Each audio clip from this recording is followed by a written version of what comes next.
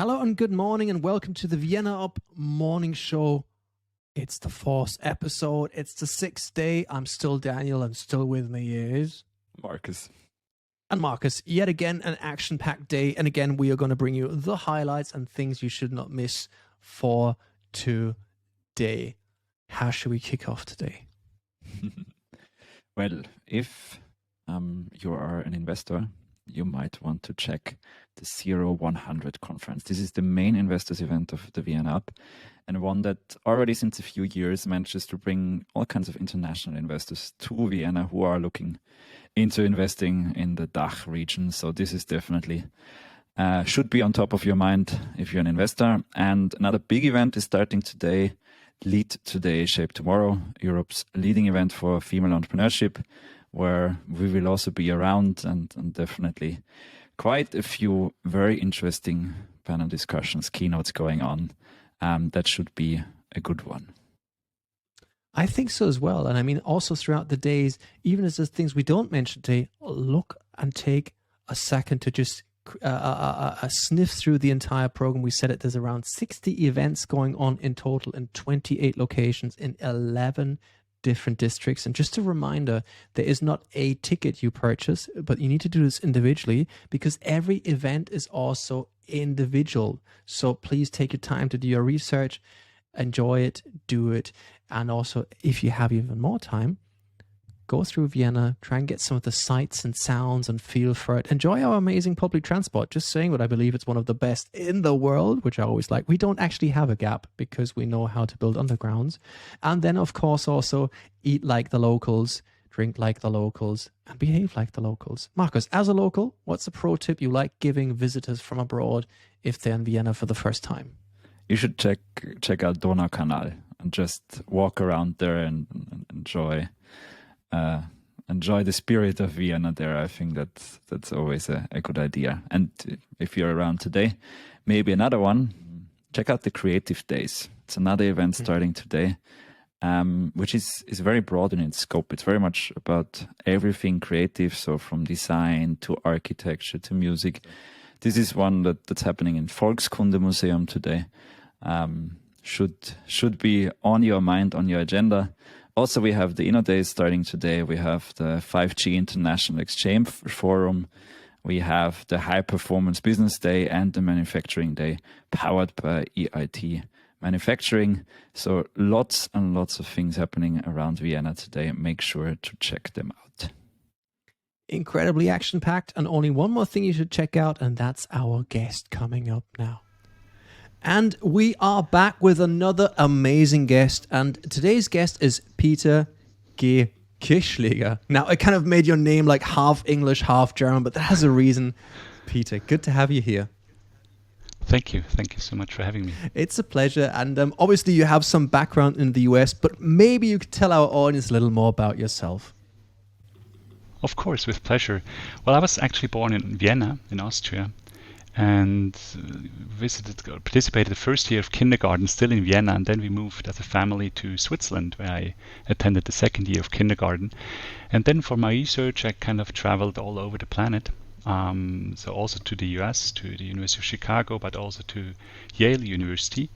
And then 5 years ago, I came back to Switzerland for the position of ethics professor at the University of Lucerne, and also for the position as a director of the Institute of Social Ethics at the University of Lucerne. Now, when I'm not working, I love to play basketball and soccer, and I love to ski and snowboard. And I think Switzerland is quite a good place for that. Of course, Austria as well. But I think you may have triggered a couple Austrians who are saying, hang on. Fully aware of that. Marvelous. Yeah, that's the reason why I also mentioned Austria afterwards, because Austria is also a beautiful place to ski. Actually, I learned skiing in Austria, I have to mention. As you would. Well, you just kind of managed to get the corner on that one. And obviously, looking at your name, we talked about this early on. If you have the G in the middle, obviously you have background in the US. But you're a full-blown ethics professor. Maybe tell us a little bit about your work, what you're focusing on there, and also maybe in context of the ViennaUP. Yeah, it's my full passion and fascination to work on ethical issues and one of them being digital transformation and the use of database systems, and looking at that from an ethical perspective, but also looking at the role of startups and looking at the role of entrepreneurship in fulfilling ethical principles and norms, or contributing to a better world. And within the Impact Days in Vienna, I will have the honor to chair a panel on digital humanism on Thursday at 2:00. Yes, I'm really looking forward to this conversation with fantastic panelists. Now, I'd be curious. I bet there's a certain percentage of our audience that says, well, digital humanism, I've heard of it, but I can't quite put my finger on it. Maybe you could just give us a rough layman term explanation of this word. Well, digital humanism is about to really center digital transformation, the use of artificial intelligence, the use of database systems on humans and the future of the planet. So trying to not strive just for increase of efficiency with digital transformation and the use of AI, but rather looking at how can we make humans flourish and our planet flourish with the means of digital transformation and database systems. And what do you think does it need to get there? Well, actually, I think some actors which have a fundamental role in there and have enormous power in this regard have to change completely. So, for example, multinational tech companies like Google, Facebook, etc., have to change from focusing just on their own profit, rather to think how can we use digital transformation and database systems to actually increase the level of enjoyment of human rights and respect of human dignity for all humans. So not just focusing on the interests, special interests of some, but rather on empowering everyone and supporting everyone in enjoying human rights and human dignity. And then, of course, also states need to change in that regard to make tech companies accountable and make them also fulfill their responsibilities in improving the implementation of already existing legal norms like human rights in the area, in the domain of digital transformation database systems. So basically, in one sentence, all the standards we have, the legal standards we have, which respect offline, should also be respected and implemented online, so to say, in the digital domain.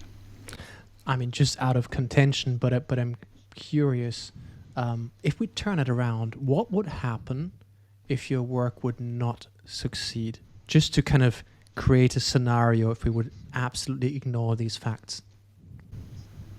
Well, the thing is, if you continue like we do right now, probably only a very small group of people will enjoy the benefits and the positive sides of digital transformation database systems, and all the rest, and that's the huge majority, will suffer.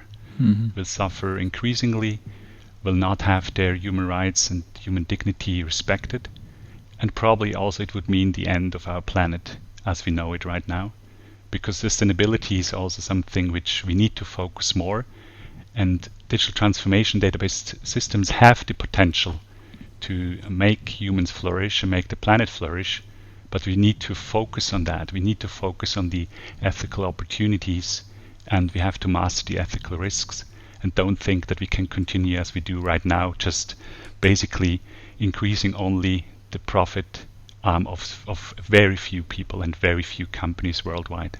Mm-hmm.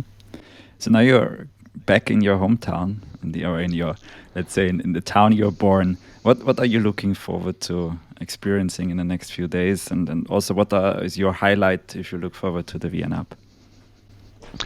Well, I shouldn't say that because I probably will make angry now some Swiss people, but I love to eat in Austria. It's just on a different level. And then always when I'm in Vienna, I try to pass by the St. Stephansdom, just because of its beauty and of its majesty. Thank you so much. And maybe is there a personal highlight you're still looking forward to? Today is Wednesday, so we still have, well, close to 3 days ahead of us with the ViennaUP. What's something you're looking forward to? Well, there's some highlights, but especially for me, I think the keynote by former President Heinz Fischer will definitely be the highlight of my days in Vienna. He will speak on Friday morning at 9:15 at the Impact Days. So I'm really looking forward to that speech. And so Peter G Kirchschläger. Now I said it in German. Now I got that one right. Thank you so much for joining us. Thank you so much for doing your part in making this little blue ball a little more livable and a little more sustainable. And if you want to do the same thing, check out the Impact Days to do your part in that. And obviously see you all at the ViennaUP throughout the next 3 days. Peter, it's been a pleasure. Thank you so much. Well, thank you so much for having me. It was a pleasure for me. Take care.